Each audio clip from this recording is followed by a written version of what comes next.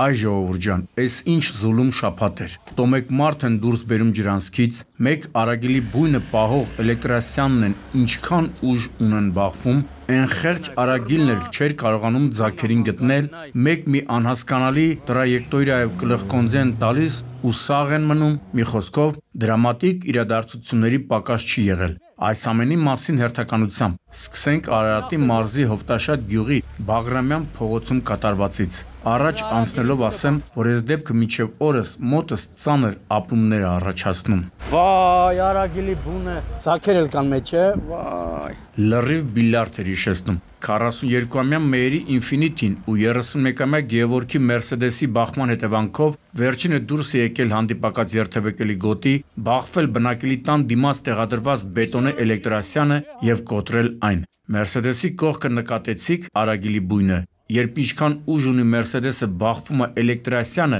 բույնը ընկնում է ներքև, ինչի հետևանքով արագիլի ձագերը սատկում են։ Հիմա տեսնում եք, թե ինչպես է արագիլը օդում շրջելով իր բույնը ման գալիս։ Լստեն այ ֆրմա, բուննա ման գալին այ։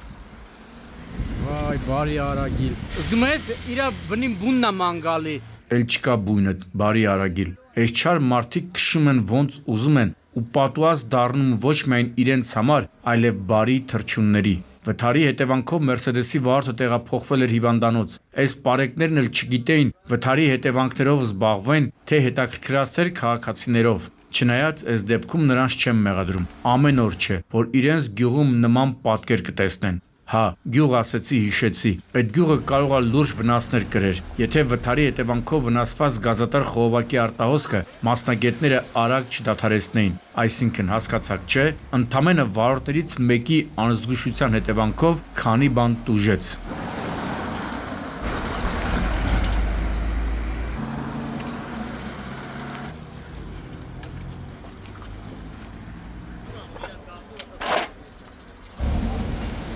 Այ մարդ, այս մոտոցիկլավարներն ու մոտոցիկլետները աճում են երկրաչափական պրոգրեսիայով։ Դրա մեղավորներից մեկն էլ Հնդկաստանն է, որտեղից եկած հազարավոր հնդիկներ Երևանը շփոթում են Դելիի, Բոմբեի, Մադրասի, Մումբայի, Բանգալորի, Կալկաթայի եւ նրանց տասնյակ այլ քաղաքների հետ, որտեղ մեծամասամբ մոտոցիկլետներով ու ռիքշաներով են երթևեկում, բայց զգացիք չէ, Հնդկաստանի քանի քաղաք գիտեմ, գնահատեք էլի։ Մի խոսքով, այս մոտորումները ունեցա, երբ զանգողը նշում էր, թե Շամշան, արի անտառային փողոց, որտեղ հնդիկները մոտոյով բախվել են ամերիկացիների արդեն չսիրելի դարձած Տեսլայի հետ։ Տո ոնց չէր եղել այ ախպեր, նախ սխալվել էին ասելով, թե Հնդկաստանի քաղաքացիներ են, ես էլ այդքան քաղաք թվարկեցի, իրականում մոտոյով երկու պարսիկ են եղել, ու երրորդ մոտոցիկլավարը եւ նրա ուղևորը տեղում առաջին բուժօգնությունը ստանալուց հետո տեղափոխվեցին Հերացու անվան թիվ 1 համալսարանական հիվանդանոց։ Պարսիկ հնդիկ եղբայրներ, Երևանը ձեր քաղաքների հետ մի շփոթեք, ստեղ մոտոցիկլավարների նկատմամբ շատ լուրջ հարգանք չեն տածում, հետևաբար չեն զիջում, զգույշ եղեք, այդ ձեր տունը շինվի, նրանք ժեշտով են պաշտպանված, դուք ինչով։ Գլուխ գովալը շարունակենք ժողովուրդ ջան, չնայած, որ հիմա տեսնում եք Երևանի Բաբաջանյան փողոցից դեպի Իսակովի պողոտա տանող ճանապարհին Կիայի հետ կատարվածի հետևանքները։ Կասեք Շամշան, դու կարող ես մազոխիստ ես, մեքենան գլխկոնձի ա տվել, դու ասում ես գլուխ գովանք։ Լավ, հասկացանք ժողովուրդ ջան, մի քիչ համբերություն ունեցեք, հեսա կբացատրեմ թե ինչու, բայց նախ խոսենք ակնհայտ փաստերի մասին։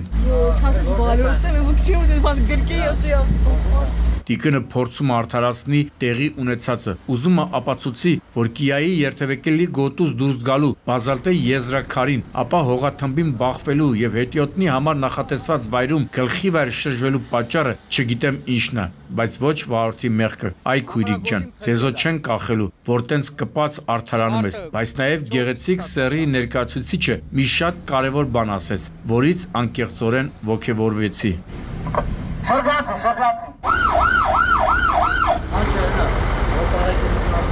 Նախ ասեմ, որ վթարի հետևանքով վարորդն ու նրա անչափահաս ուղևորը մարմնական վնասվածքներով տեղափոխվել են հիվանդանոց։ Ի սկզբանե ասեմ, որ լուրջ վնասվածքներ չեն ստացել։ Այս պահը հիշեք, հեսա վերադառնալու ենք։ Մինչև հիվանդանոց տանելը վարորդին ենթարկել են սթափության փորձաքննության ու պարզվել է, որ եղել է սթափ։ Հիմա ամենակարևորը, գիտեք ինչու լուրջ վնասվածքներ չեն ստացել, թեև մեքենան կողաշրջվել է, որովհետև ամրակապված են եղել։ Հենց ամրակապվելու շնորհիվ էր, որ ներսում գտնվածները դրսում չեն հայտնվել։ Փառքը շատ Բարսյալ ջան, որ մեր տասնյակ անգամներ հնչեցրած հորդորներին վարորդը ականջալուր է եղել։ Նայեք ու դաս քաղեք, պարոնայք օրինախախտ վարորդներ։ Չէ, չի փոխվի։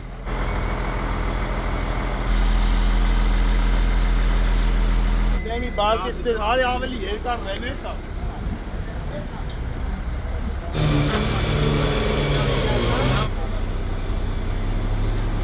Այ մարդ, սենց բան միայն կինոներում էինք տեսել։ Այն, ինչ տեղի ունեցավ Սուրբ Աստվածամայր բժշկական կենտրոնի հարևանությամբ, թեև չենք կարող ներկայացնել կադրերով, սակայն հավատացեք, որ սարսափելի էր։ Ոչ, խոսքը ամենևին էլ այս պատկերի մասին չէ, որտեղ ինչպես տեսնում եք, Մերսեդեսը բախվել է հետիոտնային անցման համար տեղադրված լուսակիրին ու երկաթե էլեկտրասյանը, այլ թե ինչ է նախորդել այս վիճակին։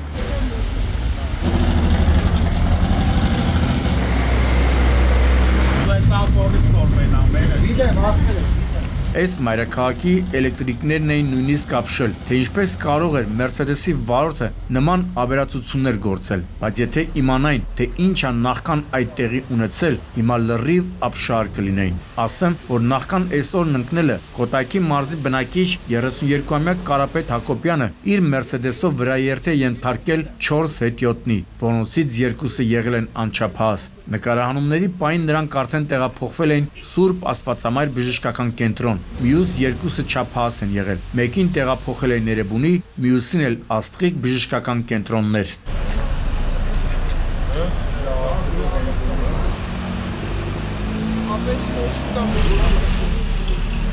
Ինչպես հետո պետք է պարզեի, վիրավորներն ընտանիքի անդամներ են, տատը, մայրն ու նրա տղան եւ աղջիկ երեխաները կանգնած են եղել հետիոտնի համար սահմանված վայրում, տրանսպորտի են սպասել, այն էլ տրանսպորտի փոխարեն փորձանքն է եկել սրա տեսքով։ Վարորդը սթափ է եղել, թե ոչ սթափ, դա կպարզվի նախաքննության ընթացքում։ Իսկ վարորդը, եթե հետո ասի, թե արգելակման համակարգն է խափանվել, կարող եմ հավատալ, որովհետև նենց չի, որ այս մեքենան նոր է։ Եթե ասի, որ արհեստական խոչընդոտ են ստեղծել ու թռել դեպքի վայրից, դա էլ կարող է ընդունեմ, թեև որքան հասկանում եմ, հարևանությամբ կան տեսախցիկներ, շատ ջանք չի պահանջվի այս գործը բացահայտելու ուղղությամբ։ Դու ավելի լավ է աղոթի, որ այդ մարդկանց բան չլինի, թե չէ վիճակը հեչ լավ չի լինելու։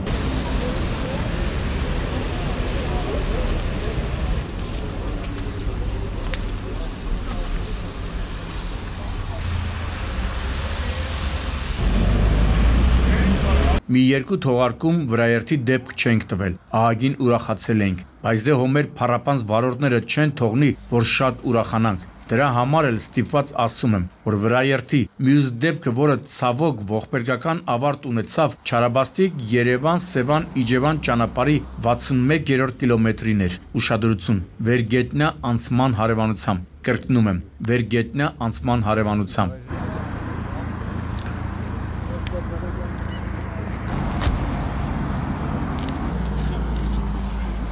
Չէ, այս անգամ պիտի ամբողջ ճշմարտությունը ներսիցս դուրս անեմ, որպեսզի հանգստանամ։ Ճիշտ է, մենք առաջնորդվում ենք մահացածի հետևից կամ լավ կամ ոչինչ սկզբունքով, բայց չեմ կարող չասել, այ հետիոտնի ջան, այս ինչ արիր դու, ես չեմ հասկանում։ Այդքան բարդ էր ըմբռնելը, որ արագընթաց, կրկնում եմ, արագընթաց ճանապարհ է, մեքենաները երթևեկում են մինչև 100 կմ/ժ արագությամբ, ինքն էլ օրվա մութ ժամն է։ Ասենք, այդ ինչ դուխով էիր փորձում այս եկած ճանապարհը կտրել, ու բավարար էր հետիոտնը մի հատ էլ քիչ մուգ հագուստ հագած լիներ ու այս վիճակը պատրաստ էր։ Բայց այդ վերգետնա անցումը ինչի համար էր, հարազատ ջան։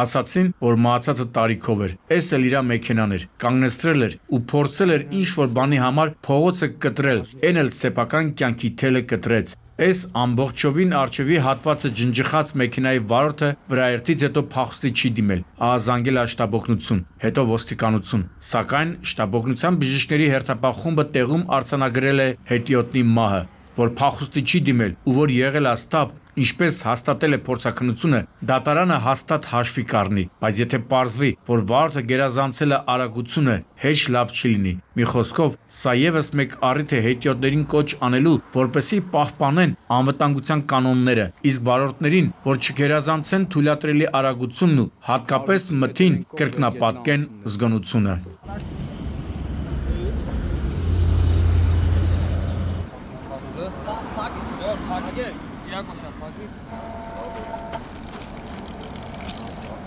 Էնել